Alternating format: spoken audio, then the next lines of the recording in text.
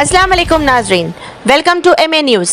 నేను మీ అందరితో ప్రార్థించేది తమ్ముళ్ళు చెప్పిన మాట, కృష్ణ గారు చెప్పిన మాట అన్న, మనం కమిటీలు వేసుకోవాలి, నిర్మాణం చేయాలి, ఎస్సీ డిక్లరేషన్ మీద పోరాటం చేయాలి, రైతు డిక్లరేషన్ మీద పోరాటం చేయాలి, యువజన డిక్లరేషన్, మైనారిటీ డిక్లరేషన్, విద్యార్థి డిక్లరేషన్, మహిళా డిక్లరేషన్, ప్రతి దాని మీద కూడా ఇంకా 4 ఏళ్ళు ఉంది, పొద్దుంది, పొలం ఉంది, ఏం తొందర లేదు, తొందరపడేది ఏం లేదు, గట్టి కొట్లాడదాం.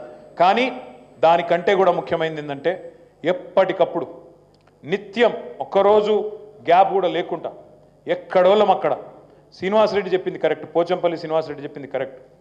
వినయ్ భాస్కర్ అంటే వినయ్ భాస్కరే సమాధానం చెప్పాలి, నాకేం గరజు, అట్లా కాదు.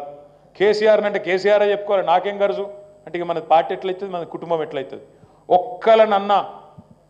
ఒక్కలను తల్లి లాంటి పార్టీలో ఏ ఒక్కలను ఎవడు విమర్శ చేసినా మనందరం కూడా బయటికి రావాలి, గట్టిగా కొట్లాడాలి, గట్టిగా మాట్లాడాలి.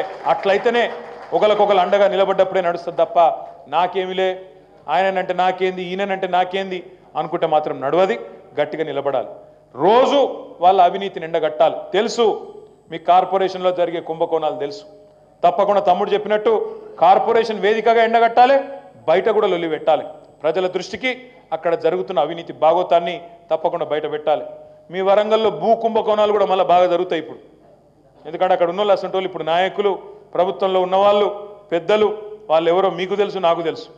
వాళ్ళు ఎసంటోళ్ళో మీకు తెలుసు, వాళ్ళ బుద్ధులు మారాయి, కుక్కతోక వంకర అన్నట్టు వంకర బుద్ధే ఉంటుంది ఎప్పటికీ. కాబట్టి తప్పకుండా అక్కడ జరిగే అవినీతి కుంభకోణాలు, భూదందాలు ఎక్కడికక్కడ అడ్డుకోవాల్సిన బాధ్యత మన పార్టీ మీదనే ఉన్నది, మన మీదనే ఉన్నదనే మాట కూడా నేను మీకు విజ్ఞప్తి చేస్తా ఉన్నా. ఎక్కడైనా సరే అడ్డంగా పోదాం, తప్పకుండా పేదవాళ్ళకు అండగా నిలబడదాం. హైడ్రా పేరిట ఇక్కడ జరుగుతున్న హైడ్రామాలు మీరు చూస్తున్నారు, అది రేపు వరంగల్లో కూడా మోపవుతుంది, ఇంకొకడ కూడా మోపవుతుంది. ఆ పేదలకు అండగా నిలబడాలి. ఎందుకంటే ప్రభుత్వం ఒకటే తీరుగా వ్యవహారం చేయాలి. పేదవాళ్ళకు ఒక లెక్క, పెద్దవాళ్ళకు ఒక లెక్క అంటే నడవదు. పేదవాళ్ళకేమో పొద్దున పూట 3 గంటలకు పోతాం, బుల్డోజర్లు పెట్టి కూలగొడతాం. కానీ ముఖ్యమంత్రి అన్నగాడైతే మాత్రం 2-3 నెలలు టైం ఇస్తాం, నోటీస్ ఇచ్చి చేతులు దులుపుకుంటాం, అవతల పడతామంటే నడవది. పేదలైనా పెద్దలైనా చట్టం అందరికీ ఒకటే, నోటీసులు అందరికీ ఇవ్వాలి, న్యాయం అందరికీ చేయాలి. వాళ్ళ కండగా అన్యాయం జరిగితే ఆ పేదల కండగా మనం నిలబడాలి, గట్టిగా కొట్లాడాలి. నేను వినయనని కూడా కోరుతా ఉన్నా, మీ దగ్గర మంచి వకీళ్ళు ఉన్నారు వరంగల్లో, మంచి లీగల్ టీం తయారు చేయి. ఎందుకంటే ఇప్పుడు మన కార్యకర్తలకు, మన నాయకులకు అండగా మనమే నిలబడాలి.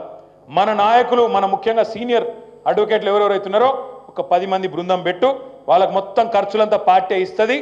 ఏ కేసైనా మనమే కొట్లాడదాం, వాళ్ళ కండగా నిలబడదాం, ఆ పేదల కండగా మనం నిలబడదాం. ఇట్లా నువ్వు పేదల్లో మళ్ళొక్కసారి భరోసా నింపి వీళ్ళు చేయని పనులు చెబుతూ